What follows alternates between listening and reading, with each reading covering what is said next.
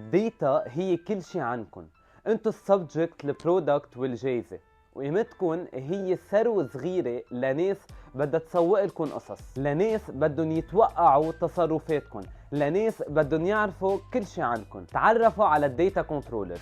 الديتا كنترولرز هن الادمنستريتورز تبع الاوبريتنج سيستمز بالديفايسز وكمان تبع الابس يلي بتستعملون.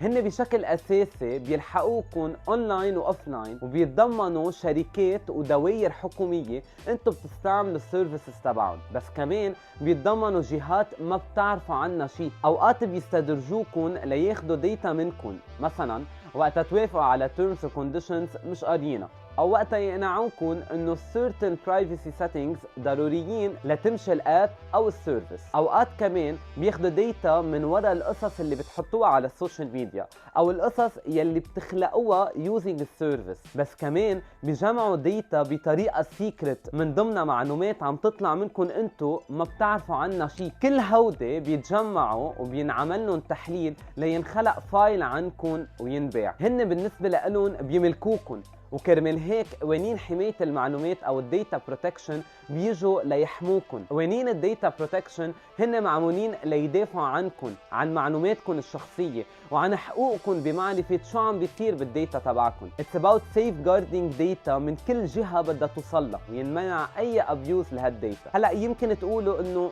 شو رح يعمل هيك قانون؟ En fait قانون is much more powerful و complicated كمان من ما بتفكروا. بنظرة سريعة على العالم، الليجل بروتكشنز على الديتا بتفرق بشكل هائل من بلد للتاني، وفي حوالي 120 بلد بالكوكب بس بيعملوا شوية قوانين للديتا بروتكشنز بالمطلق. بس هالقوانين اجمالا ما بتجمل كل الاندستري سيكتور او حتى كل السيرفيسز او الفانكشنز اللي بتقدمهم الحكومات. كمان بسبب عدم وجود حدود بعالم الانترنت صعب نتحكم بديتا عم بتسافر بكل الكوكب. يعني اذا عايش ببلد عنده قوانين لحماية المعلومات الشخصية، يمكن الداتا تبعك تكون مسيفة بداتا سنترز بعيدة وبدول ثانية ما عندها هيك قوانين، مما بيعني انه ما بيكون عندك فول كنترول اذا حقوقك محمية او لا. وهون بنوصل لبروبلماتيك جديدة. اليوم اغلب الديتا بالكوكب عم تمرق عبر شركات ضخمة معدودة على الاصابع، ومعظمها شركات موجودة بأمريكا. وبالقانون الأمريكاني المش حامل جنسية أمريكية ما عنده حقوق بحماية الديتا تبعه. وفي تقارير كتير بتقول إنه اليو اس اندستري عم تصرف مصاري كتير بكل الكوكب لتقلل الحماية على الديتا تبعكم. بالمختصر بيعرفوا إنه كل ما يكون عندكم حقوق كل ما تكونوا ان كنترول أكتر، وكل ما تكونوا ان كنترول كل ما يعرفوا ديتا أقل عنكم.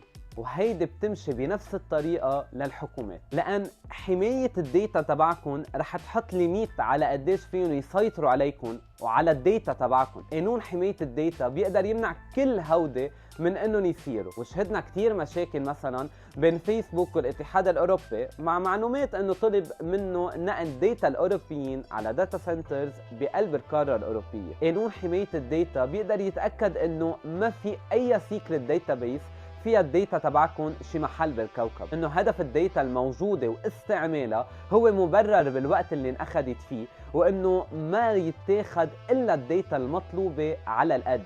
يعني بس الديتا المطلوبة ليمشي هالسيرفيس لازم تتاخد وتتسيف بمطرح سكيور وينعمل لها ديليت وقت يبطل السيرفيس بحاجة لها. ما لازم الديتا او حتى اي انفورماسيون ينعمل لها شير بين البلاتفورمز او الشركات او الحكومات بلا موافقة، ولازم يكون عنا اكسس على الديتا تبعنا ونعرف شو مسيف عنا، ويكون عنا قدرة انه نعمل ديليت او نغير بهيدا الديتا بحيالله وقت بنختاره. كل هود الحقوق هن اساسية، ولنقدر نطبقهم بدنا جهة او منظمة او هيئة مستقلة عن الحكومة، بمعنى انه الحكومة ما تقدر تسيطر على قراراتها. هيدي الهيئة تقدر تستقبل شكاوى وتعمل تحقيقات وتنفذ قرارات ضد يلي عم بيسيء استعمال الديتا تبعنا.